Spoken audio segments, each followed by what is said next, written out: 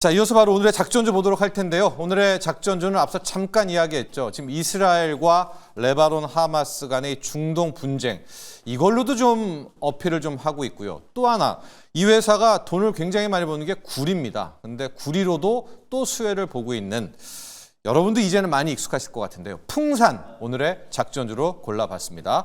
자, 풍산. 오늘 왜 갑자기 풍산을 골랐느냐? 크게 두 가지 포인트입니다. 첫 번째는 구리에 대한 이야기인데요.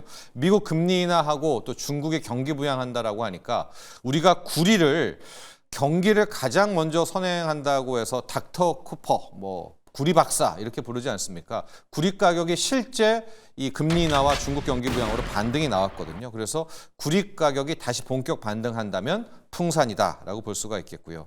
우크라이나 전쟁 안 끝나고 지금 아직도 또 특히 이제 해리스가 될 경우에는 전쟁 더 심화될 수 있거든요. 여기에 우리가 잘 관심 없을 수는 있겠지만 이스라엘과 이 레바논 하마스 분쟁 굉장히 심각합니다. 여기에 격화되면서 방산주, 어제도 괜찮았죠. 그럼 방산주가 부각한다라고 볼 수가 있을 것 같습니다.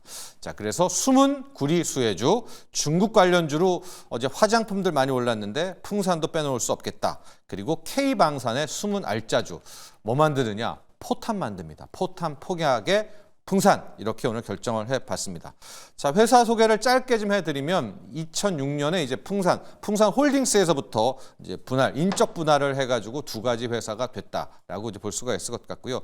사업 구조를 보면 구리 사업이 한 70%, 폭탄 만드는 방위 산업이 한 30% 정도가 되는데, 이 구리 산업 약간 좀 어렵게 신동 사업이다 이렇게 많이 얘기를 하거든요. 1위입니다. 구리 관련해서는 풍산을 따라갈 자가 없다라고 볼 수가 있을 것 같고, 왜 이 풍산을 방산주, 숨은 방산주라고 얘기를 하냐면 폭약 만드는 데는 실제 풍산이 우리나라에서 유일합니다. 그래서 포탄 기업으로 또 우리가 방산에서 고객 30% 이렇게 볼 수가 있을 것 같은데, 구리 관련해서는 뭘 하느냐? 일단 구리를 수입한 다음에 모든 걸 다 합니다. 그거를 자르기도 하고 압연하기도 하고 해서 전선도 만들고요. 그다음에 봉도 만들고 강판도 만들고 구리 관련한 모든 것들을 다 한다라고 볼 수가 있을 텐데, 특히 이제 풍산이 좀 돋보이는 거는 구리의 원자료부터 이거를 회사 내에서 주조하고 열연, 압연, 강판 만들고 포장까지 해서 쏘는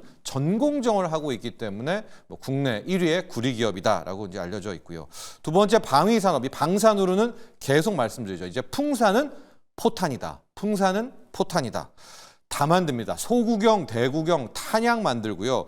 우리가 스포츠로도 이게 총 쏘시는 분들이 있거든요. 스포츠용 탄약, 또 화약까지 만들고 있어서 모든 무기는 다 만듭니다. 이제 자주포에 들어가는 거, 또 함정에 들어가는 거, 대공, 박격포. 그래서 그 홈페이지에 가면은 풍산에 그 사진이 하나가 있습니다. 그래서 우리가 만드는 포탄들입니다. 그래서 그 사진을 하나 제가 갖고 와봤는데 다 있어요. 그 사진 보시면은 다 그 포탄들 사진들 다 볼 수가 있을 것 같아요. 저기 각종 포탄 다 있죠. 그냥 우리 총알 들어가는 총알에서부터 스포츠용 총알, 이 탄약도 있고요.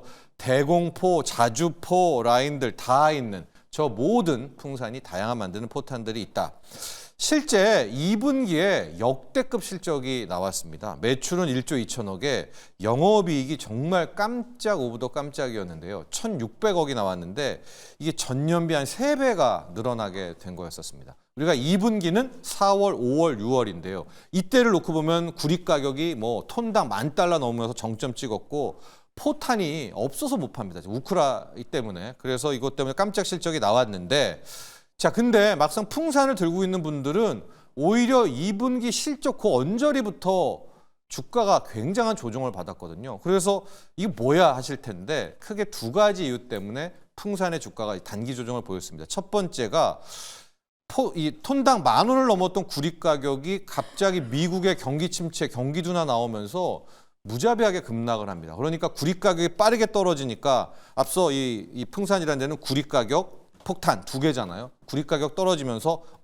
이제는 세론이다, 이제는 정점 찍었다라고 하면서 많이 빠지게 됐었는데, 실제로 최근에 구리 가격을 놓고 보면 우려와 기대가 섞여 있는 것을 신참고 볼 수가 있을 것 같습니다.